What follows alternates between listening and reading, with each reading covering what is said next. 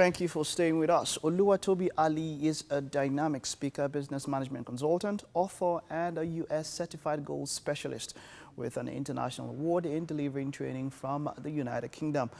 He was here last week, and this week we are going to continue on our discussion on the art of selling. Hello, Tobi. Good morning. Yeah, good morning, Mike. Good to see you. You look like $1 million. $1 million. Yeah, so it seems you are going to go to the island. You've made the money to be able to go to the island. You learned from some of the things you learned last week, apparently. As it is now, this thing is not flesh and blood that revealed it to you. Because like I'm coming to join you where you are now. How are you doing? It's great to have you this morning. Yeah, it's great to have you. Okay, so awesome. let's do a quick recap. We're talking about the art of selling. Let's do a quick recap of what we touched on last week. We're talking about 3 points in the art of selling. Yeah. So a quick recap.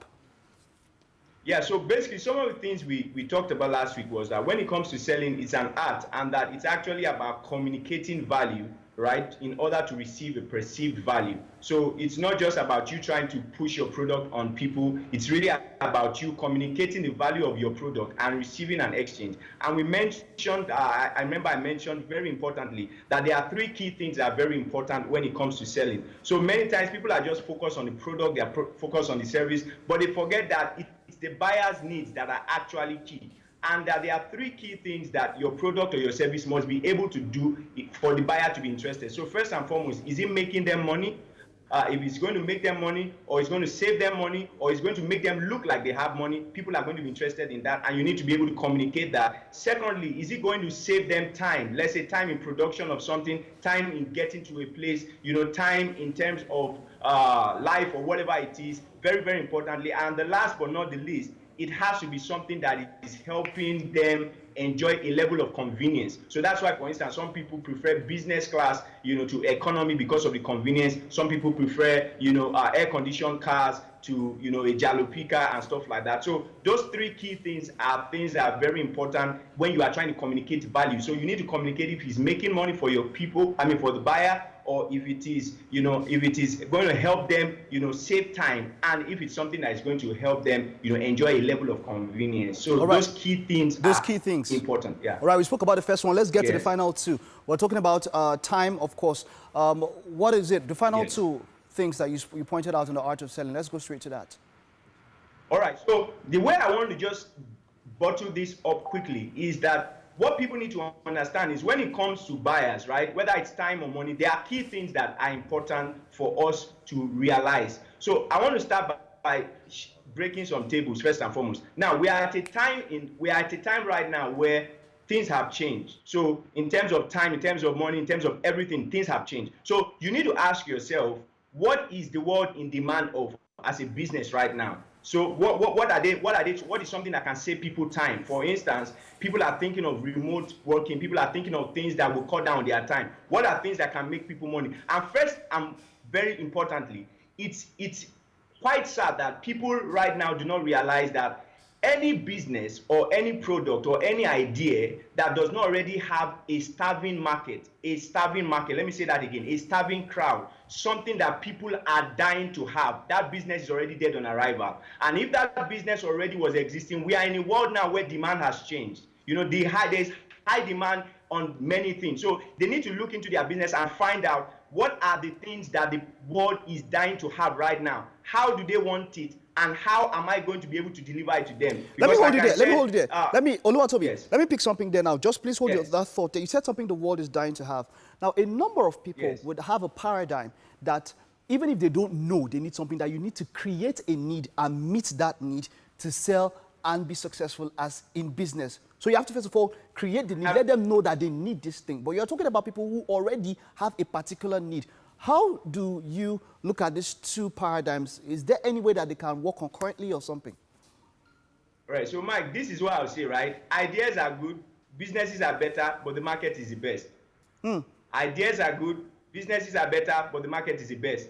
A mediocre idea, right, that already has an existing market, a starving market, will do far better than the best idea that has no demand. So that idea that you're saying you want to create a need for them, by the time they know they even need it or they want it, it might be in the future. And right now, that business is probably going to die, or that business is going to be looking at future income. If you want to make immediate income, you have to think of something that already exists. So, for instance, if your business is something that is going to make life better for people, but they don't need that thing right now, they don't want it right now, there's no demand for it right now, guess what? You are probably not going to see investors, and even if you see investors, you see angel investors, and that business needs time to grow. But if you want to sell now, I'm not talking about building business, you want to sell anything that doesn't have a market, forget it.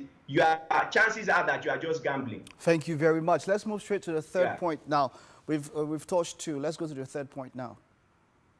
Yeah, so now talking about convenience, there's something, this is a gold mine, and I can expand on this much later. People can probably check my YouTube channel or any of my social media platforms with it. Now, there's something about the time we are in right now that is very important. There are certain ideas right now that are time bound, right? So there are things that, because of the season we are in, are things that people are going to need.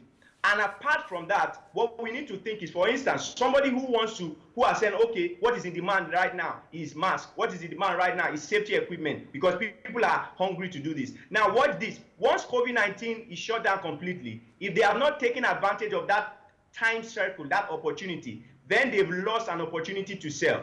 Because when the best time to sell is when the market is screaming, when people are dying to have it. Once the buzz begins to die down, then something is wrong. That's the time you are trying to sell. So many times, that's why they say execution eats for lunch, people who are still trying to plan. So there are some things that people need to cash in right now and take opportunities. And the one that is really mind-blowing right now is that if you're in West Africa, for instance, and you're watching me, we have a golden opportunity right now in terms of time. We have the same time zone with Europe. So what that means is that if you are selling intangible products, or you are selling products or services that are in high demand, don't pitch too small. Don't just see Lagos, don't just see Abuja, don't just see Port Harcourt. See Europe, see West Africa, see Africa, because this is one of the best times for any business to go global and to even increase their market share and make even more income than they've ever made before.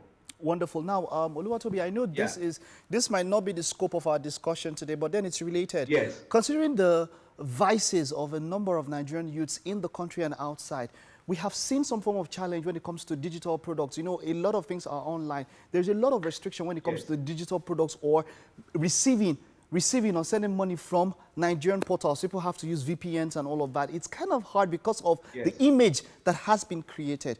That is somewhere that, is there any way to circumvent that, that image that we have in such a way that it's easier to compete with the rest of the world on the same pedestal? Because as it stands, from West Africa, from Nigeria, we are disadvantaged because of what our public image, the hit our public image has taken.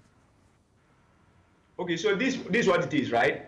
Blacks, not all blacks are robbers. Not all whites are racist.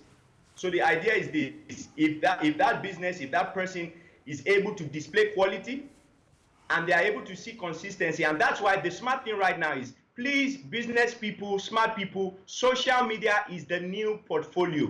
If people are going to even check your credibility, I'm telling you, it's quite strange right now that people even go as far as, without checking your website, they check your social media handles, they check what you are doing, they check if you are just new in the business or if you have been doing stuff consistently. So if you are able to deliver quality and you're able to deliver it excellently, and you have a pedigree that they see, oh, this guy, this lady, this business has been doing this kind of thing consistently, chances are that it's not going to be a 100% assurance that you're going to make, you're going to have such opportunities, but your chances of winning such deals are higher. Because right now, the world is even looking for remote, workers, looking for remote collaborations. And if you are just that kind of person, that's fine. Because Nigerians are still attracting great talent. People still respect us. So if we are able to deliver quality and we are able to have some level of consistency and integrity, of course, chances are that that business or that person will still be able to make it, irrespective of the bad things happening, because there are good things happening also in Nigeria. Nigerians are also doing good things, so they should be one of those good people that are the good products. Thank you very much, Oluwatobi. Your head is there and you are doing well. I'm looking forward. I'm looking forward to having some other discussions with you, of course, over the course of the month. Awesome. Enjoy yourself. Have a wonderful day. Thank you. And you. All right, that's the man. I've never really been a fan of talking business, but there with Tobi Alli, you'd love to talk and learn from him. That's all we can take for now. We'll take a short break. When we get back, it's a final guest of the day.